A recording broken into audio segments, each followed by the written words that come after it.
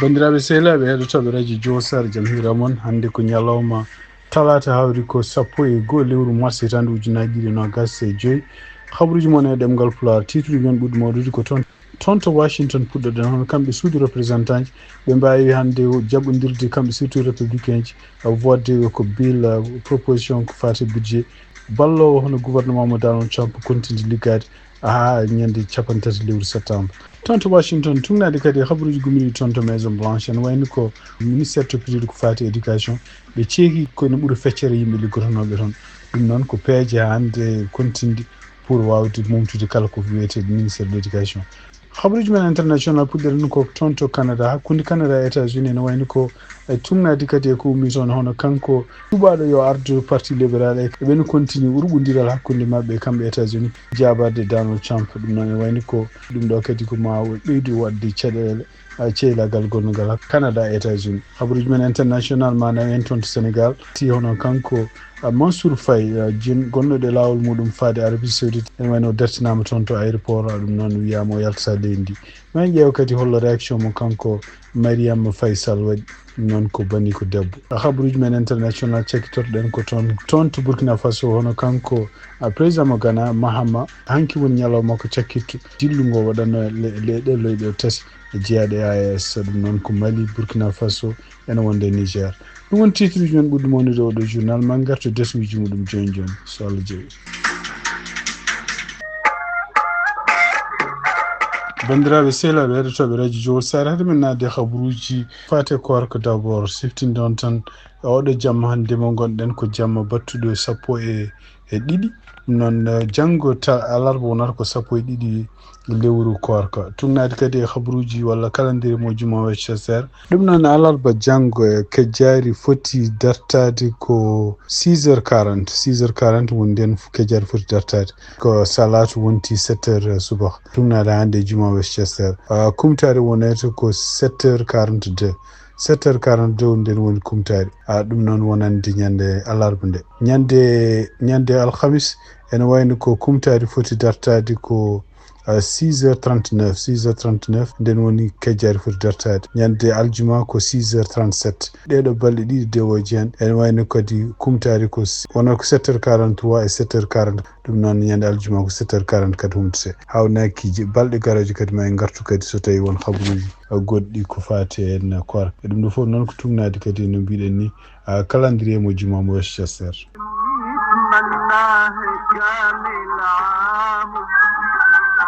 bandiraɓe sehlaɓe heɗotoɓe radio Jowol Sare habaruji men États-Unis puɗɗoɗen ko toon to Washington ɗum noon tugnadi ko CNN reporti hono kamɓe suudu représentant ji ene wayno ɓe voti ñalawma hono oɗo facture koɓe mbiyata bill ɗum noon ko pour ƴewde waɗande États-Unis budget temporairement ha ñande 30 septembre donc ene wayno ko kamɓe démocrate en ɓe ɓuurama dole kono noon ene wayno ko wawi wonde foof facture o yeehi heddo ko est ce que somo jogori ɓennude toon to suudu Sénat ɗum noon ko wawi wonde fof ene wayno ko ene ɗamina en hawnaki janggo walla ko ɓawa janggo kamɓe toon Sénat ma facture o yetta toon siftinde on tan ko ɗiɗo proposition ngaji ko ma gummo Sénat jaaha gummo suudu représentant jaaha toon to Sénat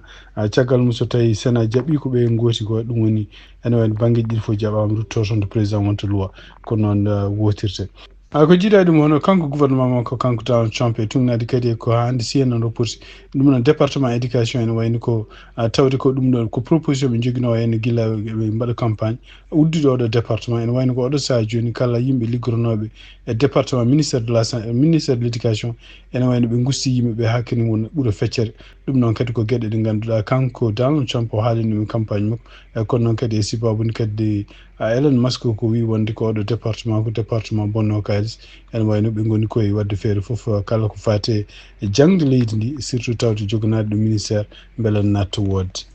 habaruji men hande toon to États-Unis tugnade kadi ko ummi toon to Washington hono kanko président Donald Trump e tugnade kadi koɓe mbi wonde ene wayno ko gueɗe ɗe mbaɗanno ko fate agence surtout biyete USAID ɓe mbi wonde ene wayno ko oɗo saji kala ko woni programme uji o USAID ko gonnoɗi ɓe guitti hen kene wona 83% fof ɓe elmini ɗum noon programme USAID ko programme toppitinoɗo ko fati développement e surtout ballo leyɗele ɗa hen développé aki donc en tugnade kadi konngudi kanko laamu makko wi wonde ko en mbino e ballodiral congrès caggal nde ɓe gussi kene wona 83% e programme uji gonnoɗi toon so USAID ko heddi 18% keddiɗi ɗi ene wayno ko département d'État ɗum noon ministére des affaires étrangères ko kañum hankkadi gérata ko fate ne kala ko fate USAID sifti noon tan e tugnade ɗeɗo caɗele guila puɗɗi ene wayno wiya kala liggotonoɓe e oɗo agence ana boye temedde ɗiɗi ujunere neɗɗo ko yimɓe seekaɓe ɗum noon ko yimɓe wonɓe caggal leydi wonɓe e nder leydi États-Unis foof ko wawi wonde fof ene wayno USAID ko programme walla ko agence gandunoɗo kañum hoore mum ene jeera kene wona 42% e kala balle gonɗe aduna kono ene wayno ko sibabude Amérique oɗo saaha joni dartini programme uji kene won balɗe 90 ene wayno ko ɗum ɗo foof ko pour noɓe mbiri ko wawde ƴewtade e wadde évaluer holko woni fereje baɗeteɗe ɗiɗo organisation ngaji taw e wiide mabɓe won kalisaji bonneteɗe en potani wonde ko wawi wonde foof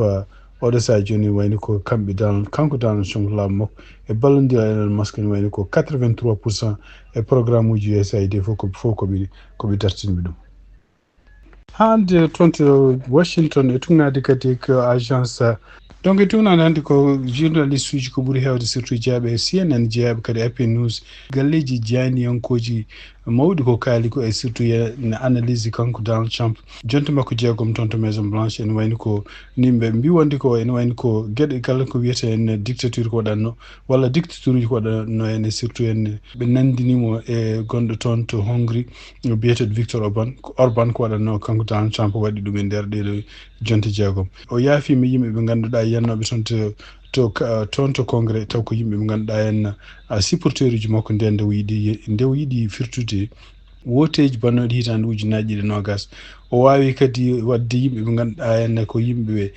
sehilaɓe makko ko yimɓe kadi añoɓe gouvernement mo ganduɗa gouvernement ɓennuɗi wadde ɗum ardinde ɗum FBI ardinde ɗum militaire o wawi kadi département justice yo yaafo kala yimɓe ɓe ganduɗa en ko sehilaɓe makko wonnoɓe enquêtede walla sokkonoɓe walla ko e noon ɗum noon kadi o wawi kadi kanko hoore makko wiide oɗo saaha joni ko kanko laamu makko ko kañum jogui contrôle hankkadi kala ko fati en commission ngaji élection ngaji États-Unis o wawi kanko hoore makko kadi kanko Donald Trump e laamu makko kesu ngu wawde kadi pinde kala galleji janiyankoɓe walla janiyankoɓe ɓe ganduɗa mbannoɓe couverture guila e woteji tan ujunaji ɗiɗi nogas ha e ñawoji makko ha impeachment makko o wawi kadi wiide wonde oɗo saaha joni mo wawi kala ko welako ɗum waɗata ɗum noon ala ko tribunal wawi makko ɗum fof noon ko hunde nde ganduɗa en gonga e gonga o dañi victoire won banggueji par ce que so tawi ƴeewama joni ko gueɗe ɗe ganduɗa porté plainte ko fati hakkude makko Elon Musk walla Elon Musk waɗata ko ɓuuri hewde ɗiɗon kawuji ene wayno ko kanko dañi victoire donc ene wayno ko Donald Trump tugnal hande ɓeɗo haralleɓe ko fati janigal ko kalata ko essayte joni wadde ko ƴewde kanko hoore makko testude est ce que mo wawi waylude constitution noon o waylude constitution ko guila e ganduɗa est ce que woteji ne jogori waɗede hankkadi e États-Unis est ce que ko mandat mo jogui o en o jogorani ɓeyde ɗum est ce que o jogorani wonde mandat goɗɗo ɗum woni donc ko ɗamina en jogori wadde e surtout hen tawde oɗo saaha joni ko kanko jogui ɓuuri hewde kewendi toon to congrès e hawnaki kadi ɓeɗon yimɓe wonɓe toon député ji wonɓe toon guila e toon to Sénat ha e toon to sud représentant ala ko callantomo donc hawnaki ɗum ɗo ko gueɗe ɗe ganduɗa en hawnaki kanko Donald Trump woni koye lawol pour waylude États-Unis waylude constitution wattude leydi États-Unis leydi ndi ganduɗa ko dictateur woni toon kabaruji e ɗemgal Pulaar e radio Jawol Sare habruji men international toon to Arabie Saoudite hono délégation Ukraine e délégation mo États-Unis ɓe mbawi fottude toon ɗum noon ɓe mbawi dañde nanodiral tugnade haalluji gummiɗo kanko Marco Rubio ministre des affaires étrangères mo États-Unis o wine wayno ko kamɓe délégation russe e kamɓe délégation États-Unis e Ukraine naɓe ɓe nanodiri wonde ko ene wayno ko jamde yo dañe toon ɗum noon e wayno ko cessez-le-feu e watta toon pour balɗe 30 ɗum noon e wiide makko kanko Marco Rubio o wi wonde ko ɗum noon heddi oɗo saaha joni ko convaincude kamɓe russe naɓe yoɓe jaab e tungnen hande khabruji gumiri toon to ABC News ɓe mbi wonde ko nelaɗo mo Donald Trump toon to Arabie Saoudite ɗo hono kanko biyeteɗo Steve Witkoff ɗaminama o yaha kanko hoore makko toon to Moscou ɗum noon balɗe garoje ɗamina kadi so yehi toon to Moscou hawnaki mo jodde hono Vladimir Putin ɗum noon e wiide Marco Rubio so tawi tan Russie jaɓani oɗo saha joni ngal ɗo nanodiral walla oɗo proposition ene wayno hankadi andete hol yiɗɓe ɓurɓe yidde jaam holto goni e wiide mabɓe kadi so tawi ngal ɗo nanodiral sibabude balɗe ɗe capanɗe toon kamɓe États-Unis sibabude Ukraine kañum hoorumi jaɓi wonde oɗo saha joni e oɗon proposition kanno Ukraine naɓe hutorade balle mabɓe surtout ko fati intelligence ko fati satellite aji mabɓe e ko way noon ene wayno koɓe ɗacciti ɗum noon firti wonde ko Ukraine naɓe ɗum hawnaki ma mbawa kadi kañum hoore mum wawde ƴewde satellite aji walla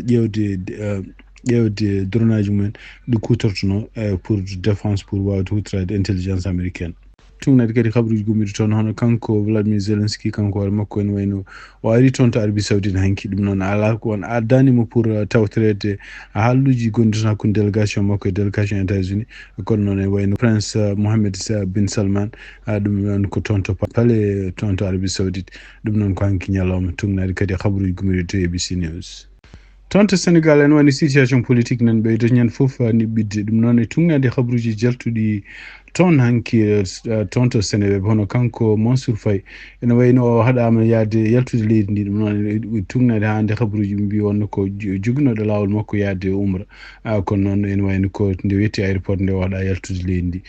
ɗum noon siftinde on tan ko kanko Mansour Faye o ene wayno waɗino ñanden o windino ñanden hunde junde konguɗi juuɗɗi ɗum noon ko wiide wonde Bachir Diomaye Faye alay sago so tawi en yiiɗi dadde walla yiiɗi wallude Sénégal alay sago kañum hoɗum certe Ousmane Sonko o haalino kadi o wi ko Bachir Diomaye Faye ko wawata wallude ɗum tan oɗo saha joni ko wawa jokkodirde Macky Sall pour wawde conseillde Macky Sall wawa conseillde ɗum beele gueɗe ɗe ganduɗa ene wawi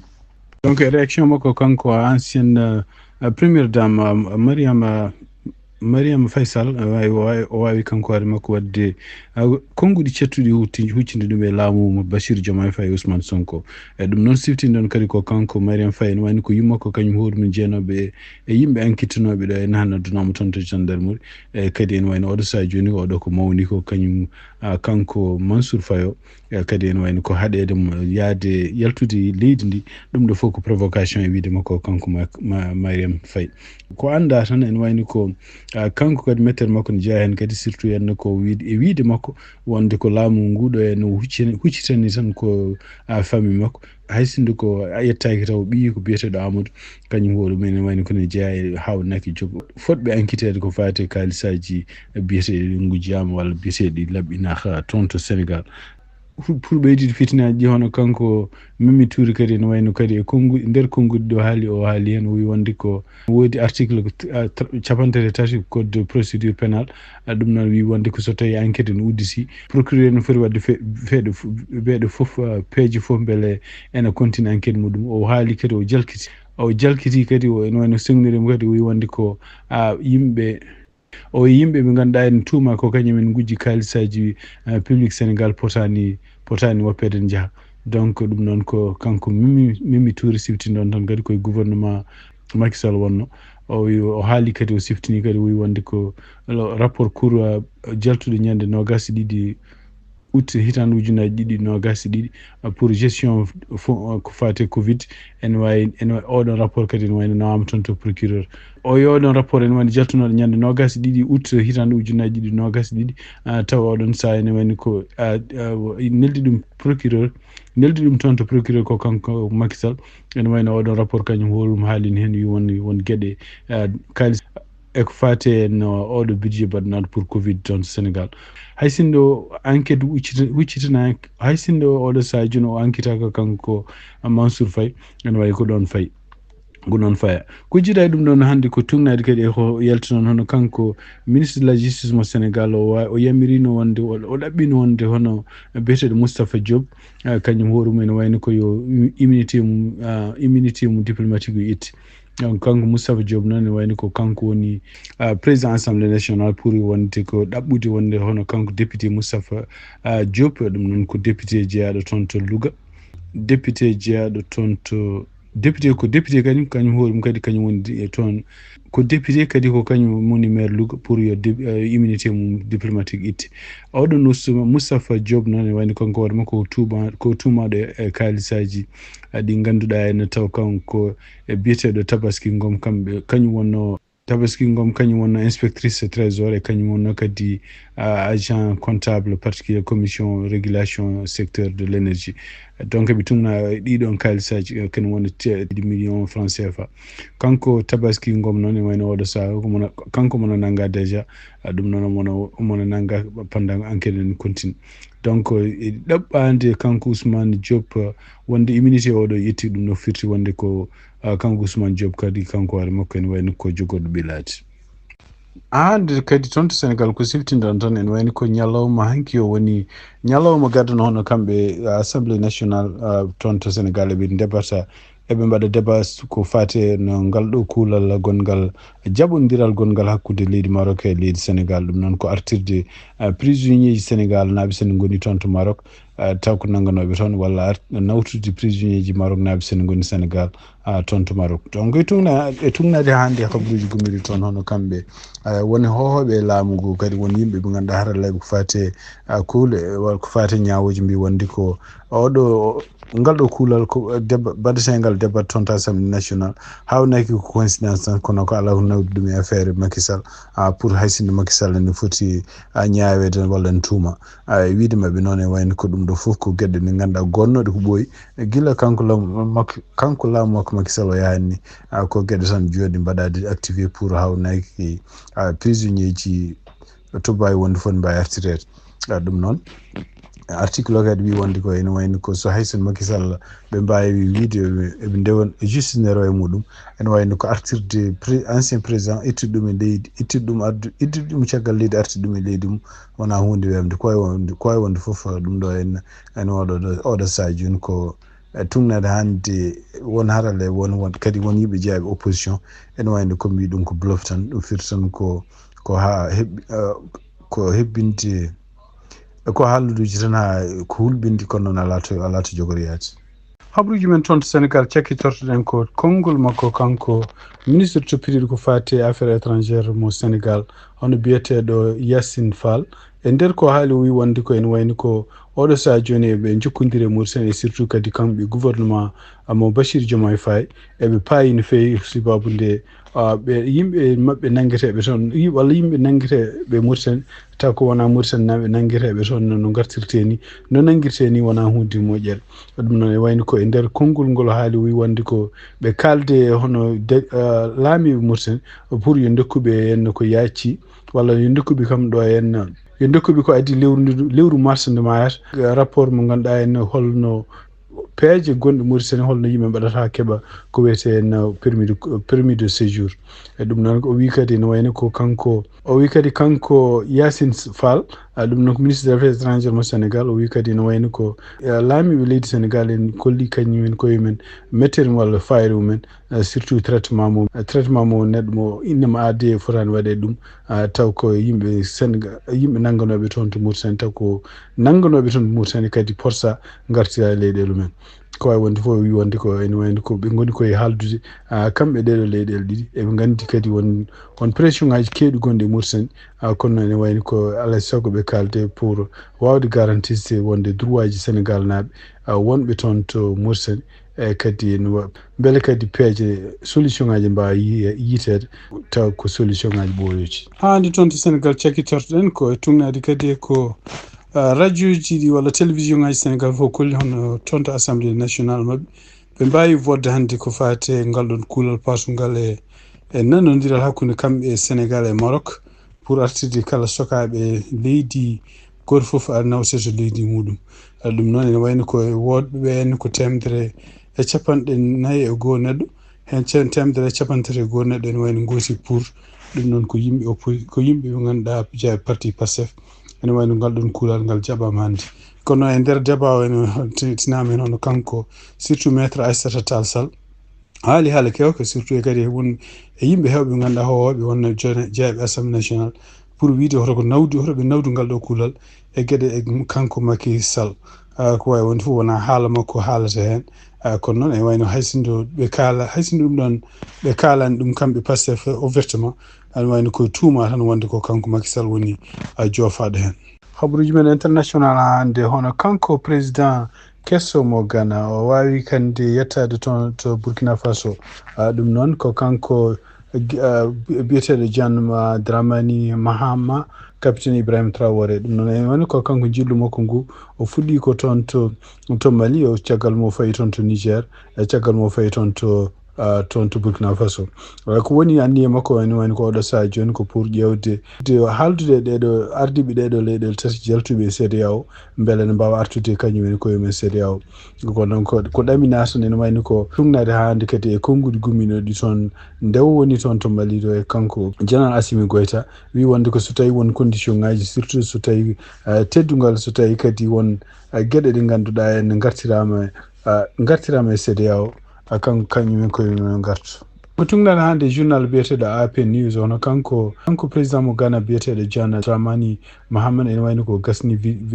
jillu makko hanki altine ɗon wayni o sakkitori ko toon to Burkina Faso ɗum noon e siftinde on tan ko kanko o yehino o yilliyade ɗeɗo leyɗele jeeyaɗe AES ɗum noon ko Mali Niger e Burkina Faso ene wayno toon to Mali ñande jeetati lewru mars kanko Mahama o wawino jokkodirde gardiɗo laamu transition gon toon Assimi Goïta o wawino noddude kadi wonde ko jokkodiral diplomatique yo artu hakkude communauté état ji Afrique de l'Ouest biyeteɗo CEDEAO e kamɓe fédération mbiyata état du Sahel ene wayno ko wi wonde ko maɓe mbawa liggodade pour ƴewde beele jokkodiral ne wawa wonde hakkude ɗeɗo leyɗele jeeyaɗe e AES e confédération e CEDEAO donc ene wayno ko ñande 9 lewru mars o yettima toon to Niger o wawi kadi joddade hono général Abdourahmane Tiani ene wayno kadi ko la même chose no wirni kadi o wi wonde ko alay saago jokkodiral wona kadi jokkodiral wooda kadi heftine kadi hakkude leyɗele AES e CEDEAO donc ene wayno ko wi wonde ko kamɓe ɗiɗi fof ɓe jaaɓi wonde ko kaldigal ne foti continde wodde toon to Burkina Faso ñande 10 lewru mars ene wayno ko kanko hoore makko kadi wawi joddade capitaine Ibrahima Traoré ene wayno kamɓe ɗiɗi fof ɓe mbawi ƴewde projet ji kewɗi goɗɗi hakkude surtout en projet mo mbiyata taw ko gazoduc Accra Bolangeta taw ɗum ɗon kadi ne wawi yettoyade ha to Burkina Faso e kadi guddidgol ligne aérienne hakkude Accra e Ouagadougou e kadi ene wayno ko Ghana kadi pour wawa wallude hono Burkina Faso dañde électricité ɗum ɗo fof ko jokkodira hakkude leyɗele mabɓe kono noon ɓe mbawi haaldude kadi kala ko fate en gueɗe ɗe ganduɗa en tampinɗeɓe oɗo saha joni région surtout ko gueɗe parɗe terroriste gonɗe toon to Mali e surtout en leyɗele goɗɗe jeeyaɗe e AES ko wayno Burkina Faso kanko Mahama o heftini mo noddu wona gostodiral peeje hakkude leyɗele fof toon to Niamey kadi ne wayno ko kanko président mo Ghana e président mo Niger ɓe mbawi kadi jabde wonde ko alay saago ɓe jokkodira ko fate haɓade ko fate terrorisme donc ene wawi ko wawi wonde fof kanko Mahama ene wayno ko mission mo waɗata oɗo joni oɗo mission ko hono kanko Bassirou Diomaye Faye kanko halfinano ɗum nde o ƴefti laamu nde kono ene wayno ko tugnade hande e agence